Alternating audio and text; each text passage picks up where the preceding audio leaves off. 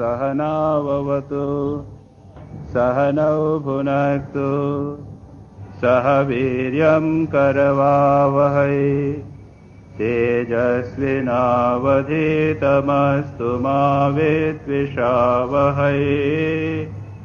ओम शांति शांति शांति।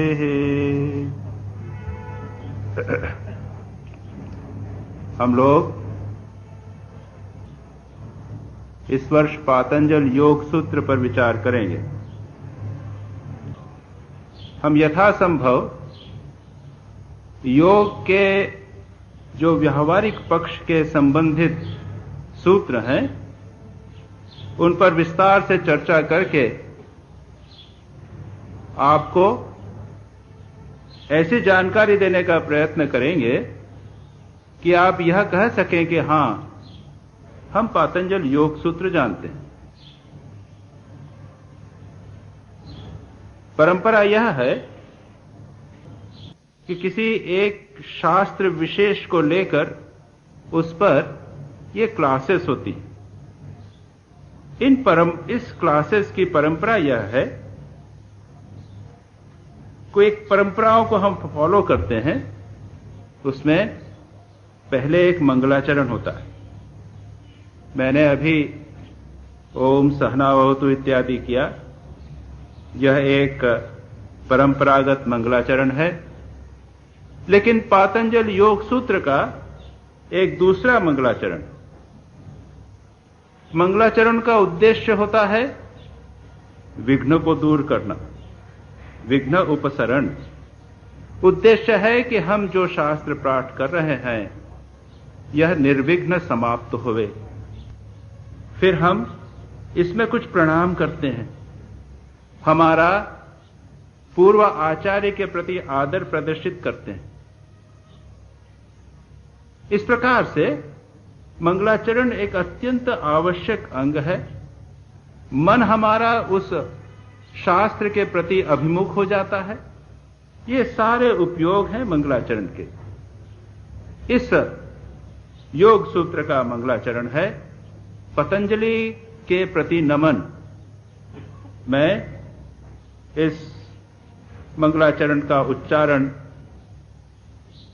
अंश के साथ करूंगा। आप लोग मेरे साथ उसका उच्चारण करेंगे। कल से आप लोग जो लिख सकें लिख लीजिएगा। कल भी मैं यही उच्चारण करूंगा और आप लोग मेरे साथ उसका उच्चारण एक एक लाइन का करेंगे। और योग सूत्र में भी प्रत्येक योग सूत्र पर जब व्याख्या होगी उसके पहले मैं योग सूत्र का पाठ करूंगा। आप लोग उसका मेरे साथ पाठ करेंगे। तो मंगलाचरण है योगेन चित्तस्य पदेन वाचाम मलं शरीरस्य च वैद्यकेन योपाकरोतं प्रवरं मुनीनां पतंजलिं प्राञ्जलिरानतोऽस्मि। पतंजलिं प्राञ्जलिं आनतोऽस्मि। पूरा यह हुआ। मैं उच्चारण करता हूं, आप मत बोलिएगा। योगेन चित्तस्य पदेन वाचां मलं शरीरस्य च वैद्यकेन योपाकरोतं प्रवरं मुनीनां पतंजलिं प्राञ्जलिरानतोऽस्मि। जिन्होंने योग के द्वारा चित्त के मल को दूर किया, जिन्होंने पद अर्थात व्याकरण की व्याख्या या टीका के द्वारा वाचा के मल को दूर किया, वाणी के मल को दूर किया और आयुर्वेद की एक ग्रंथ का निर्माण करके शरीर के मल को दूर किया, उन प्रवर मुनि पतंजलि को मैं प्रणाम करता हूं। पतंजलि महान ऋषि हुए हैं और इस पातंजल योग सूत्र के प्रणेता हैं। उसके साथ ही साथ उन्होंने व्याकरण पर भी एक ग्रंथ लिखा और आयुर्वेद पर भी एक ग्रंथ लिखा, और इस प्रकार शरीर, मन और वाणी तीनों प्रकार के मलों को, तीनों प्रकार की जो त्रुटियां हैं उन्हें दूर करने के लिए उन्होंने प्रयत्न किया। इसलिए हम उन्हें नमन करते हैं। अब इस प्रत्येक दिन हम इस मंत्र का पाठ करेंगे, मंगलाचरण का पाठ करेंगे। आप लोग योग शब्द से तो परिचित हैं। योग के विभिन्न अर्थ हैं, विभिन्न प्रकार की मान्यताएं प्रचलित हैं। आजकल योग का मानो फैड हो गया, एक फैशन है। हाँ, योग कुछ न कुछ करना चाहिए, ध्यान करना चाहिए। आजकल योग के कैंप होने लगे हैं, लेकिन योग का अर्थ क्या?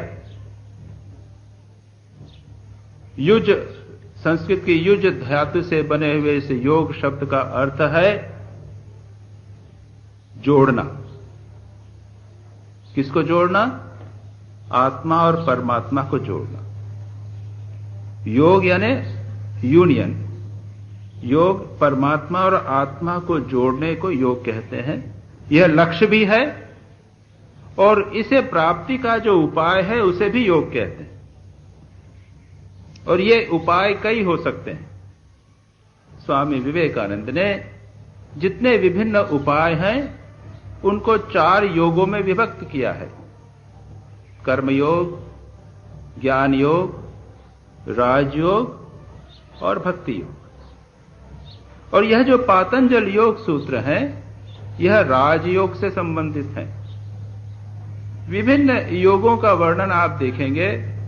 योग से हठ योग की भी बात चलती है, प्राणायाम का भी योग है। इस राजयोग से ही अनेक विभिन्न शाखाएं निकली हुई हैं। मंत्र योग भी है। तो हम उसकी व्याख्या में विस्तार में नहीं जाएंगे। यह जान लीजिए कि यह पातंजल योग सूत्र राजयोग का या राजयोग से निकली हुई जितनी भी विभिन्न शाखाएं हैं उनका सबसे अधिकृत ग्रंथ है, मोस्ट ऑथोरिटेटिव ट्रीटिस। और इसलिए जो भी व्यक्ति योग का अभ्यास करना चाहता है, उस पद्धति को अपने जीवन में उतारना चाहता है, उसे इस पातंजल योग सूत्र का निश्चित रूप से अध्ययन अवश्य करना चाहिए। अनेक लोगों का जीवन इस योग स्वामी विवेकानंद की पुस्तक पढ़ के उनके जीवन में महान परिवर्तन आया।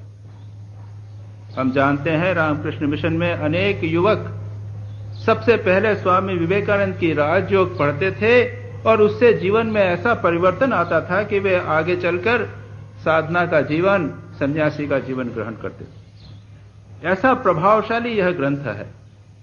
पतंजल योग सूत्र पर अनेक व्याख्याएं हैं, लेकिन स्वामी विवेकानंद की व्याख्या आधुनिक युग के लिए सर्वोपरि है, सर्वश्रेष्ठ है।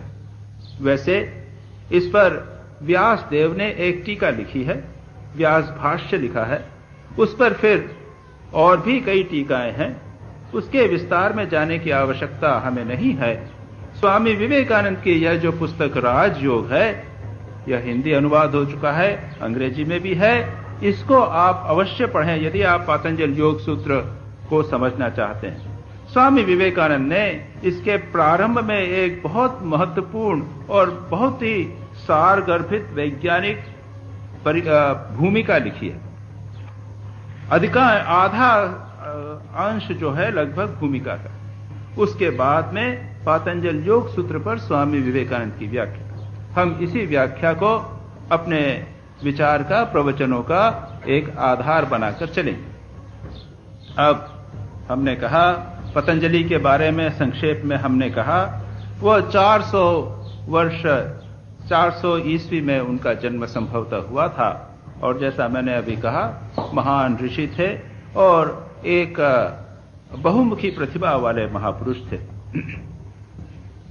इस योग सूत्र में एक दूसरा शब्द आपको प्राप्त होता है, सूत्र।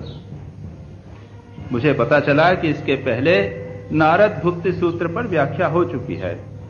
तो संभवतः आप लोग जानते हैं सूत्र का अर्थ क्या। सूत्र यानी धागा। जोड़ने वाला धागा, यह शब्द बड़ा सार्थक है।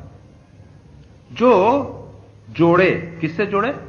प्रारंभ में जो वस्तु है और बाद वाली जो वस्तु है उसको जोड़े। दूसरी बात सूत्र की होती है, वो छोटा सा होगा। मैं उसकी संस्कृत परिभाषा नहीं दूंगा। अल्प अक्षर। जब अल्प अक्षर होंगे तो आपको सार बात कहनी पड़ेगी, विस्तार से आप ज्यादा बात नहीं कह सकते। छोटी सी बात में पूरी की पूरी बात कहनी पड़ेगी। इसलिए सूत्र की विशेषता यह है कि कोई भी शब्द निरर्थक नहीं होगा। तीसरी बात, सूत्रों का निर्माण उस समय हुआ था जब ये ग्रंथादि का प्रचलन अधिक नहीं था। इसलिए सूत्र के माध्यम से सारी की सारी बात छोटे से में कही जा सकती थी। इस पातंजल योग सूत्र में 4 अध्याय हैं और कुल मिलाकर कितने सूत्र हैं? 196, 196। 196 लाइंस में, पंक्तियों में सारा का सारा शास्त्र निहित कर दिया गया। क्यों?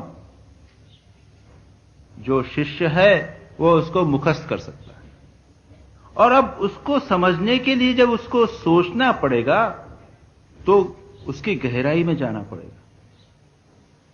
बहुत बड़ा विस्तार तो नहीं है, 5 पेज की बात तो नहीं है कि वो ठीक है 5 पेज पढ़ा उसके बाद में उसने सार निकाला। नहीं, ये तो सार ही दिया हुआ है और उस सार का विस्तार शिष्य को सोचना पड़ेगा। जब वह विचार करेगा तो अपने आप उसके मन के भीतर से उसका अर्थ प्रकट होगा। तात्पर्य यह है कि उस अर्थ को वो अच्छी तरह हृदयंगम कर सकेगा। समझे ना आप? छोटी सी चीज कही गई है, उस पर उसका ध्यान लगाना पड़ेगा, एक एक शब्द पर विचार करना पड़ेगा और उसका अर्थ अपने हृदय से प्राप्त जब वह करेगा तो वह उसका एक, उसके व्यक्तित्व का अंग बन जाएगा, उसके मस्तिष्क का, उसकी बुद्धि का एक अंग बन जाएगा। यह एक विशेषता इस सूत्र पद्धति की है। दूसरी बात है, जब एक सूत्र को आप लेंगे, उदाहरण के लिए हम 5वां 6ठा अभ्यास वैराग्याभ्याम तन निरोध, ये एक 12वां सूत्र पहले अध्याय का जब लेवें, अब इसको अगर हम पहले वाला सूत्र न समझें तो हम नहीं समझ सकते। क्यों? ये जोड़ने वाला है, मैंने कहा सूत्र है, और जब तक पहले वाला आप नहीं जानेंगे तब तक इसका अर्थ आप नहीं समझ सकेंगे।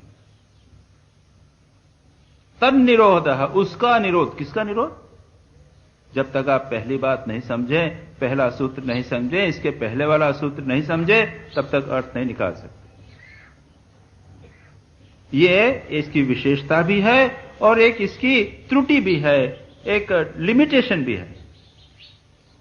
दूसरी कठिनाई सूत्र पद्धति की यह है कि छोटा होने के कारण, संक्षेप होने के कारण उसकी व्याख्या व्यक्ति अपने आप कई प्रकार से कर सकता है। इसीलिए इन सूत्र ग्रंथों की अनेक व्याख्याएं आपको प्राप्त होती। पता नहीं पतंजलि ने जब चित्तवृत्ति की बात कही तब पतंजलि के दिमाग में चित्त का क्या कंसेप्ट था, क्या धारणा थी, हम नहीं जानते। आज से 1500 साल पहले वाला ग्रंथ है, 1600 साल पहले वाला ग्रंथ, उस समय क्या मान्यताएं प्रचलित थी इन पारिभाषिक शब्दों की, यह हम नहीं जानते। आज हम अपने ढंग से उसकी व्याख्या कर रहे हैं और यह संभव है कि हमारी व्याख्या त्रुटिपूर्ण भी हो। इसलिए सूत्रों को कई बार बिना व्याख्या के, बिना टीका के, बिना भाष्य के समझना बड़ा कठिन होता है। हम लोग इस व्याख्या को श्री स्वामी विवेकानंद की व्याख्या और व्यास भाष्य के आधार पर करने का प्रयत्न करेंगे। संक्षेप में वही बात बताएंगे जो आपके लिए उपयोगी हो, उसके विस्तार में, उसके जो अनावश्यक बातों में हम नहीं जाएंगे। तो आइए पहला सूत्र देखें, जिनके पास पुस्तक है वे 96 पेज कुछ खोलें।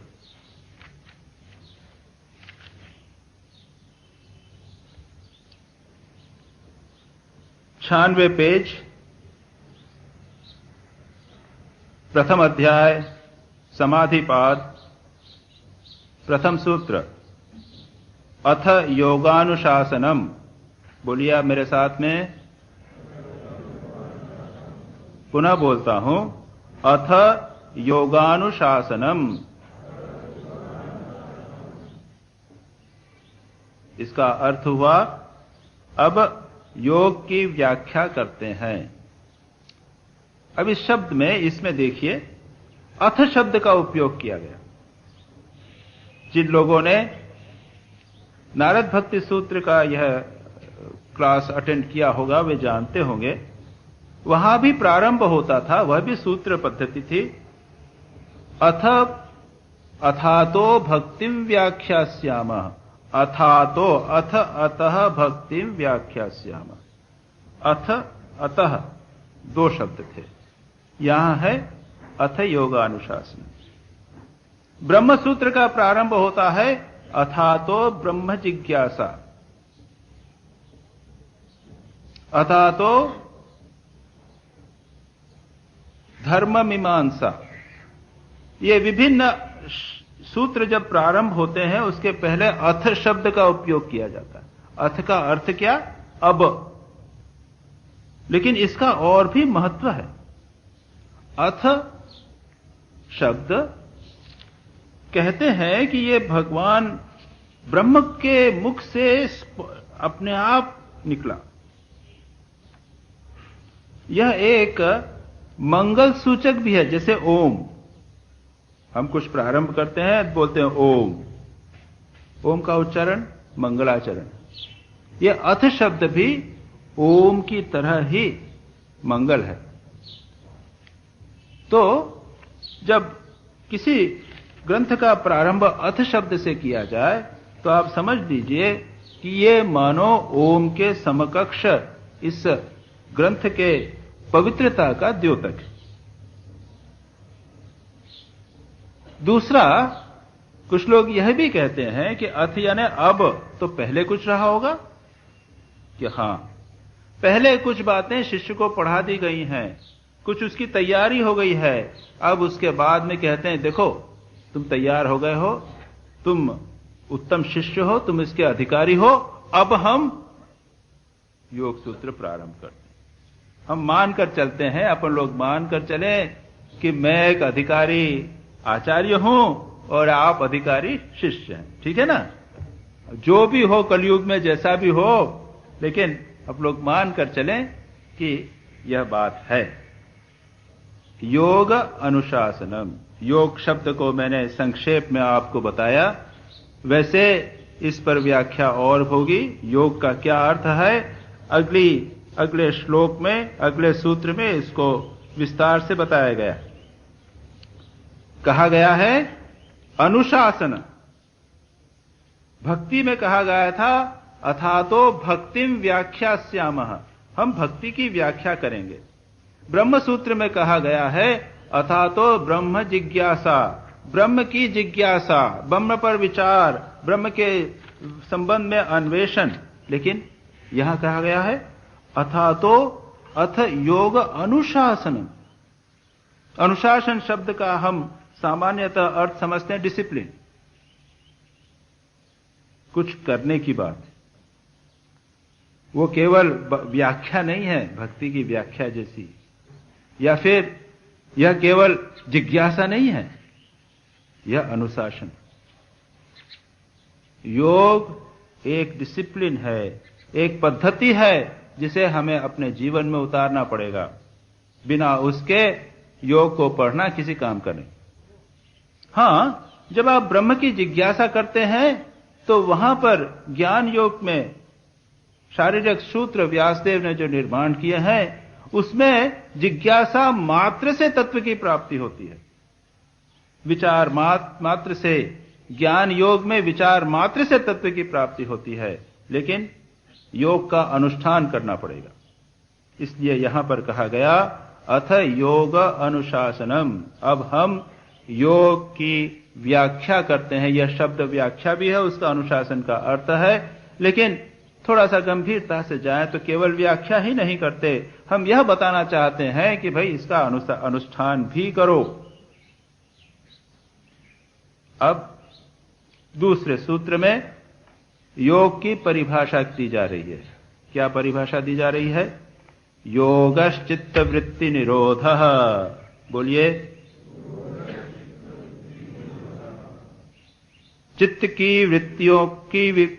की विभिन्न वृत्तियों अर्थात आकारों में चित्त को विभिन्न वृत्तियों अर्थात आकारों में परिणत होने से रोकना ही योग है। यह स्वामी विवेकानंद का अनुवाद। इसकी व्याख्या देखें। योग क्या है? चित्त वृत्ति निरोध। ये 3 शब्द हैं। चित्त क्या है? यह चित्त शब्द कहां से आया? चित्त यानी चैतन्य, सत चित आनंद। परमात्मा को हम बोलते हैं सत चित आनंद। चित्त यानी चैतन्य, कॉन्शियसनेस। हम लोग चैतन्य हैं। हमारे शरीर मन के पीछे एक चैतन्य सत्ता विद्यमान है। चैतन्य जागृत अवस्था को भी बोलते हैं, कॉन्शियसनेस। तो चित्त शब्द उससे संबंधित है। यह जो जड़ पदार्थ है इसको हम चैतन्य नहीं बोलते, लेकिन हम में जो मन है उसके कारण वह जो अंतर्निहित चैतन्य है वह प्रकट हो रहा है। इसलिए यह जो हमारा मन है वह चैतन्य प्रतीत होता है। तो यूं कह सकते हैं कि जिस यंत्र के माध्यम से हमारा अंतर्निहित चैतन्य प्रकट हो रहा है वह चित्त है। ठीक है? इसलिए इसका नाम हो गया चित्त। इसको मन भी कहते हैं। सामान्य भाषा में, हिंदी में मन कहा जाए। माइंड, इंग्लिश ट्रांसलेशन होगा माइंड। जो भी हो, यह चित्त शब्द अपने आप में एक उपयोगी शब्द है, उसका अपने आप अर्थ है। पतंजलि इसके बदले मन भी रख सकते थे, अंतःकरण भी रख सकते थे, उन्होंने नहीं रखा। अब देखिए, यह सूत्र का उपयोग है। प्रत्येक शब्द को पतंजलि सोच समझ कर रख रहे। और जब चित्त शब्द का हमने उपयोग किया तो हम समझे कि देखिए चित्त क्यों महत्वपूर्ण। एक मन ही हमारे पास यंत्र है जिसके माध्यम से हम परमात्मा को जान सकते हैं, परमात्मा की अभिव्यक्ति हो रही। इस जड़ पदार्थ में भी परमात्मा है। कहते हैं कि सत्ता के रूप में भगवान सर्वत्र विद्यमान है। सत्स्वरूप परमात्मा सर्वत्र विद्यमान है। चित्त स्वरूप परमात्मा जहां मन है वहीं विद्यमान। और आनंद स्वरूप परमात्मा कहां है? मन तो हम सभी में है। प्राणियों में, जानवरों में भी है मन, लेकिन वहां परमात्मा का आनंद स्वरूप नहीं प्रकट होता। आनंद स्वरूप कहां प्रकट होता है? सात्विक मन में। जब मन एकदम शांत रहे। जब मन जड़ रहेगा तब तो सो जाएंगे, नींद आ जाएगी, आलस आ जाएगा। जब मन में रजोगुण बढ़ जाएगा तब क्या होगा? मन चंचल हो जाएगा। चंचल मन में भी आनंद नहीं आता। जब मन शांत हो गया, जैसे आपका मन शांत, अभी आप ध्यान से बैठे हुए हैं, शांत है मन, मन एकाग्र, मन शांत है, तब आनंद प्रकट होता है। याद रखिए, यह विस्तार है, दूसरे उसमें विषयांतर होगा। तो जब शांत चित्त में, सत्वगुणी चित्त में आनंद का भी प्रतिबिंब होता है। यहां पर क्या कहा गया? योग क्या है? यह जो चित्त है इसकी वृत्तियों का निरोध। अब देखें वृत्ति क्या है। वेदांत में यह जो मन या चित्त कहा गया, इसको मन नहीं कहते या चित्त नहीं कहते, उसको अंतःकरण कहा जाता है। अंतःकरण शब्द बहुत अच्छा है। एक तो है बहिर्करण, और करण यानी क्या? इंस्ट्रूमेंट, यंत्र। ये मेरे इंद्रियां जो हैं ये यंत्र हैं जिनके माध्यम से मैं संसार को देखता हूं। जिस किसी वस्तु के माध्यम से हम कुछ कार्य करते हैं उसको हम करण कहते हैं। ये जो माइक है यह भी एक करण है, मेरी फाउंटेन पेन एक करण है, और ये मेरी इंद्रियां, पंचेंद्रियां, ज्ञान इंद्रियां और कर्मेंद्रियां, ये सब करण हैं, इंस्ट्रूमेंट्स हैं जिसके माध्यम से मैं जगत के क्रियाकलाप करता हूं या ज्ञान प्राप्त करता हूं। मन को भी एक करण कहा गया, लेकिन अंतःकरण, इंटरनल, आंतरिक यंत्र। इस यंत्र के माध्यम से मैं आत्मा या जो भी कहिए, मैं जगत को जानता हूं, विचार करता हूं, कई सब करता हूं। इस अंतःकरण को 4 में विभक्त किया गया, मन, बुद्धि, चित्त और अहंकार। ये वेदांत की परिभाषा, वेदांत का विभाजन है, योग सूत्र का नहीं। लेकिन यह महत्वपूर्ण है, इसलिए मैं बता रहा हूं। स्वामी विवेकानंद भी इस पर व्याख्या करते हैं। आप देखेंगे, जब पढ़ेंगे आप देखेंगे, स्वामी विवेकानंद ने इस प्रकार बताने के प्रयत्न किया। क्या है? एक है मन।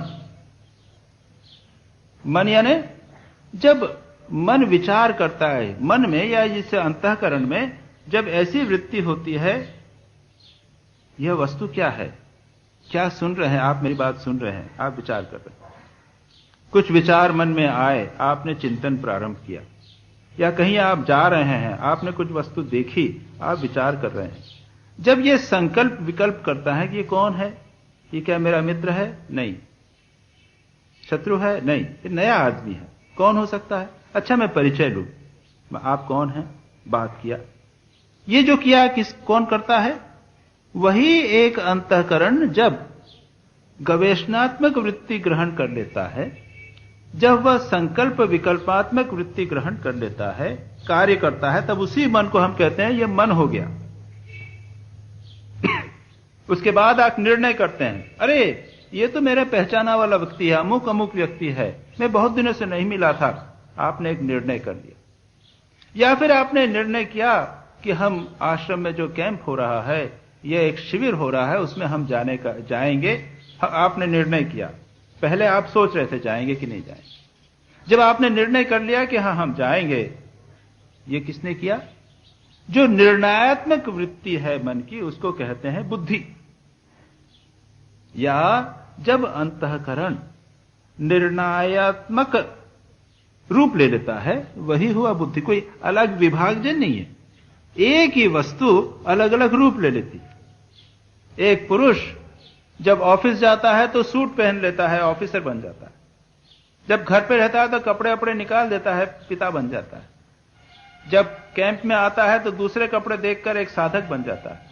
व्यक्ति एक ही है, उसके रूप अनेक। उसी प्रकार यह अंतःकरण एक है, उसके 2 रूप मैंने बताए। एक है संकल्प विकल्पात्मक मन और दूसरा निश्चयात्मक बुद्धि, और तीसरा है अहंकार। अहंकार क्या है? जब मैं का भाव आता है, मैं ऐसा करूंगा, मैं ये करूंगा, ये सब जुड़े हुए। तो ये हुआ 3, और चौथा है चित्त। चित्त यानी मन के भीतर बहुत सारी बातें छिपी हुई हैं, बैठी हुई हैं, उसका जो समूह है उसको कहते हैं चित्त। तो वेदांत के अनुसार मन के 4 विभाग हैं, मन, बुद्धि, चित्त और अहंकार। लेकिन पतंजलि के अनुसार दूसरा विभाग है, आगे बताएंगे, चित्त वृत्ति। चित्त मैंने कहा, वृत्ति क्या है? ये वृत्ति आगे बताया जाएगा, अगले सूत्र में बताएगा। निरोध। निरोध यानी आकारों में, स्वामी विवेकानंद कहते हैं, वृत्तियों अर्थात आकारों में परिणत होने से रोकना, उसको निरोध करना, रोकना, उसको कहते हैं चित्त वृत्ति योग। उसको परिभाषा है, उसको कहा गया है रोग योग। अब यहां पर एक बात और समझ लें। इस सूत्र पर स्वामी विवेकानंद ने विस्तृत व्याख्या की है, और व्यासदेव ने भी लंबा भाष्य किया है। क्यों किया है? ये चित्त का स्वरूप समझाने के लिए, जिसे हम अंतःकरण कहते हैं, हमारा मन कहते हैं, उसका स्वरूप हमें अच्छी तरह समझना चाहिए। जब निरोध कर लिया, मन को पूर्ण रूप से एकाग्र करके निरुद्ध कर लिया, तब क्या होगा? तब होगा समाधि। समाधि योग, योग और समाधि एक ही है। लेकिन याद रखिए, ये चित्त के कई अंग हैं, कई प्रकार का चित्त होता है। उसको कहते हैं चित्त भूमि। ये थोड़ा समझ लीजिए, क्योंकि महत्वपूर्ण है ये चीज। स्वामी जी भी कहते हैं और व्यासदेव ने भी कहा है, चित्त की 5 भूमियां, 4 भूमियां हैं। 5वां तो निरुद्ध अवस्था होती है। एक है क्षिप्त चित्त। भूमि यानी क्या? नेचुरल स्टेट ऑफ माइंड, सामान्य अवस्था क्या है? एक तो है क्षिप्त, यानी अत्यंत चंचल मन, जो काम, क्रोध, लोभ इत्यादि से निरंतर आलोड़ित हो रहा है, दोलायमान है। अत्यंत क्षिप्त मन। क्षिप्त यानी बिखरा हुआ मन। आप देखेंगे, हम लोगों में से अधिकांश का मन करीब करीब थोड़ा सा अच्छा हुआ है, बताएंगे आपको। एक तो हुआ क्षिप्त मन। बच्चे का मन कितना चंचल। अच्छा, जब उसको खिलौना दोगे क्या होगा? वो एकाग्र हो जाएगा, थोड़ी देर के लिए एकाग्र हो जाएगा, लेकिन उसका मूल स्वरूप क्या है? क्षिप्त। दूसरा है मूढ़, आलसी मन, जड़ मन, तमोगुणी मन, कुछ करना नहीं चाहता, सोचना नहीं चाहता, हमेशा जिसे कहते हैं डल, निद्रा, आलस्य, प्रमाद, हमेशा गलती करेगा, सब कामों को ढीला ढाला करेगा, किसी भी काम में एकाग्र नहीं मन। यह हुआ मूढ़ मन।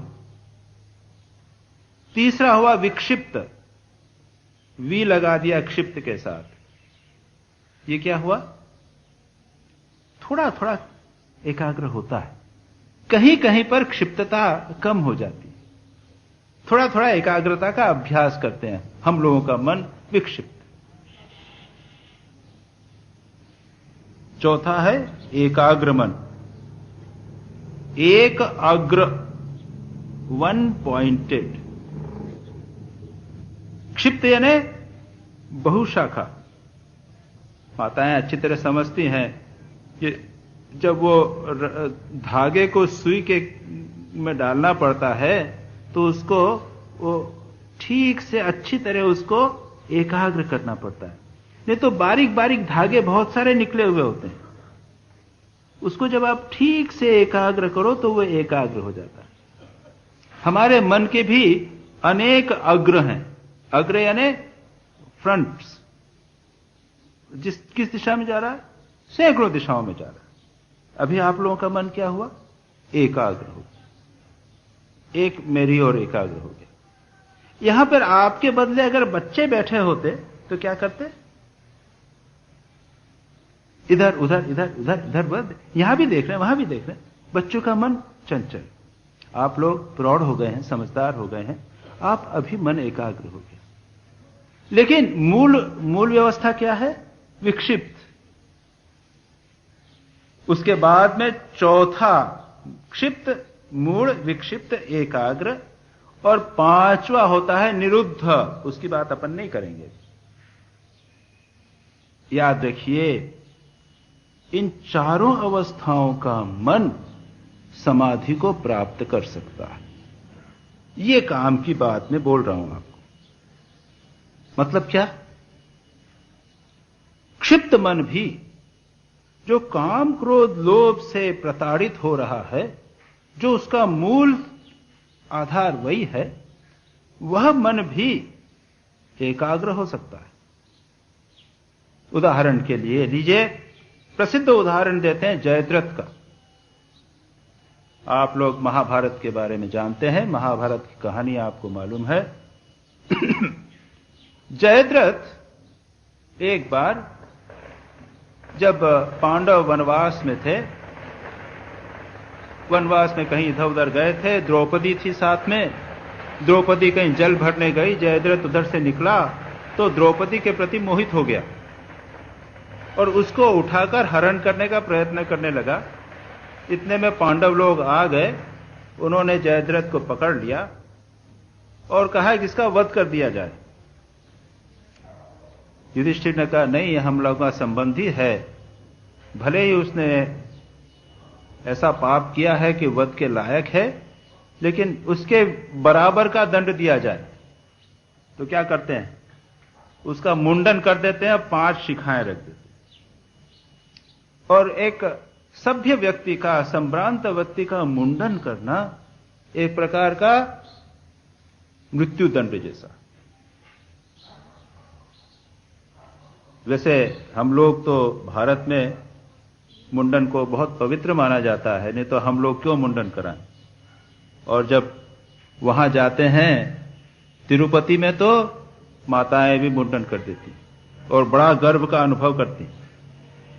यानी जिन केशों को इतना संवारा जाता है, सजाया संवारा जाता है, तिरुपति में जाके उसको मुंडन कराना परम पुण्य की बात मानी जाती है। और उसके बाद माताएं आएंगी, सिर मुंडत, सिर उठाकर चले जाए। लेकिन विदेशों में जाइए, मुंडन किसका करते हैं, जो कैदी है उसका मुंडन करते हैं। लेकिन अनिच्छा से, जैसे किसी के पिता माता की मृत्यु हो गई तो मुंडन कराते हैं और उसके बाद एक शिखा रखते हैं, ये एक परंपरा है, ये एक प्रकार दूसरी चीज है।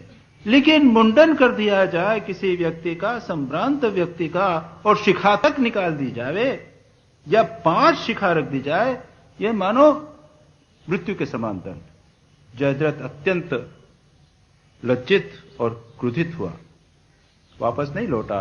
उसने तपस्या की, योग का साधन किया, मन को एकाग्र किया और समाधि की प्राप्ति की। शिव जी का दर्शन हुआ। क्यों? इन पांडवों को मैं दंड देना चाहता हूं। क्रोध से प्रेरित होकर उसने किया था। याद रखिए, क्रोध, लोभ, काम, इनसे प्रेरित होकर भी एक क्षिप्त मन एकाग्र होकर समाधि को प्राप्त कर सकता है। लेकिन क्या यह समाधि उपयोगी है? क्या यह समाधि लाभदायक है? क्या यह समाधि कल्याणकारक है? नहीं।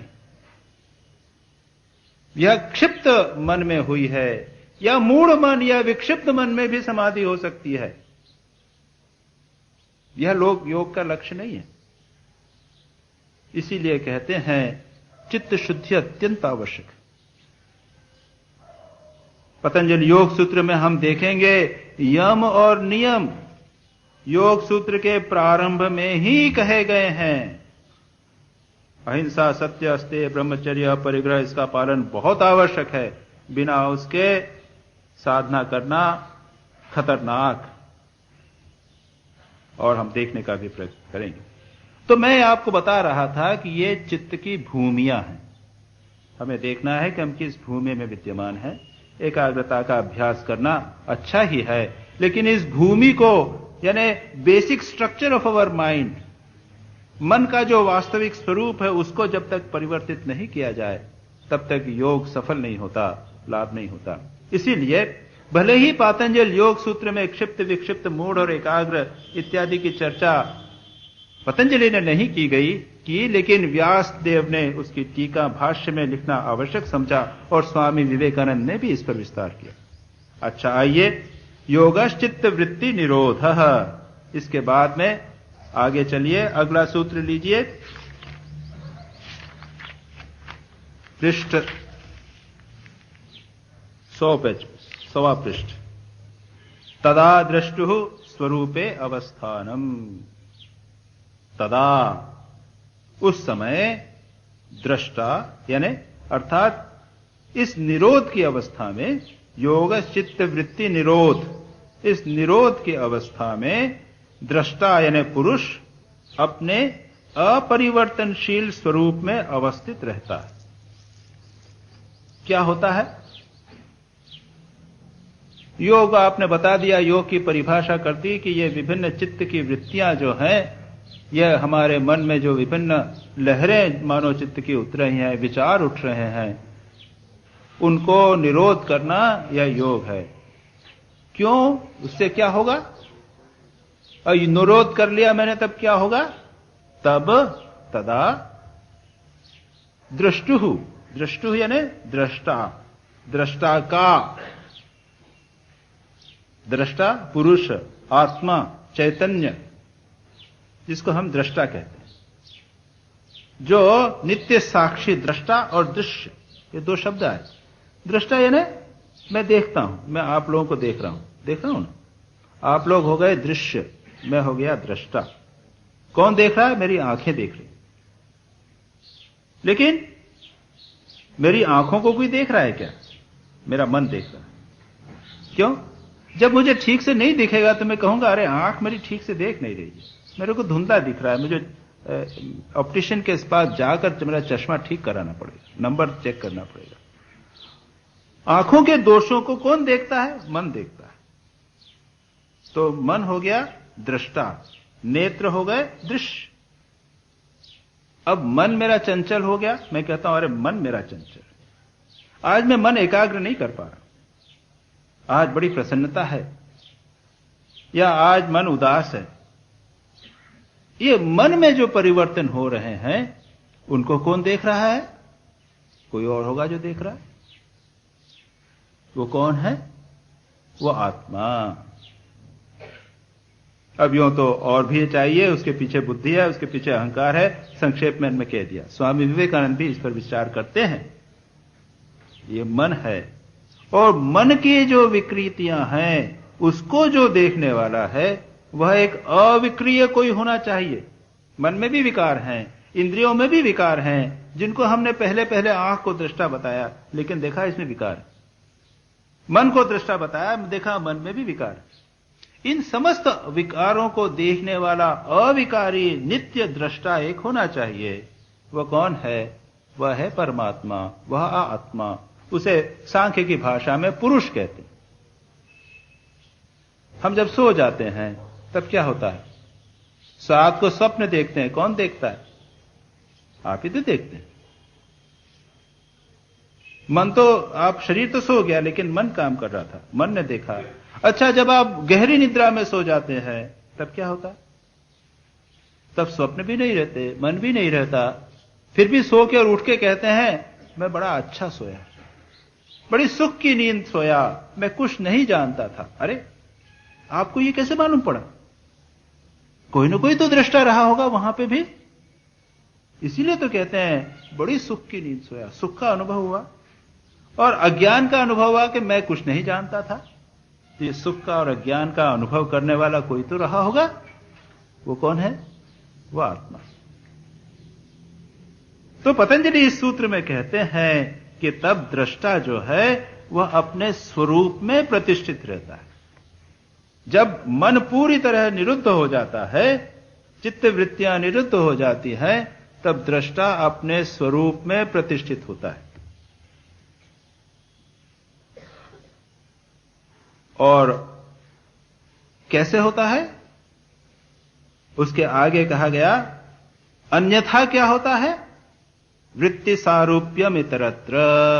चौथा सूत्र बोलिए, वृत्ति सारूप्यम इतरत्र।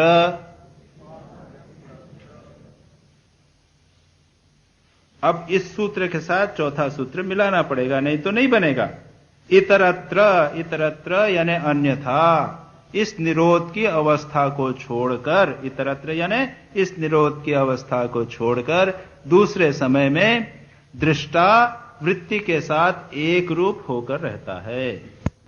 कहते स्वामी विवेकानंद कहते हैं यह चित्त मानो एक सरोवर के समान। चित्त जो अपने बात कर रहे हैं यह सरोवर के समान है, और वृत्ति क्या है? उस पर उठ रही लहरों के समान।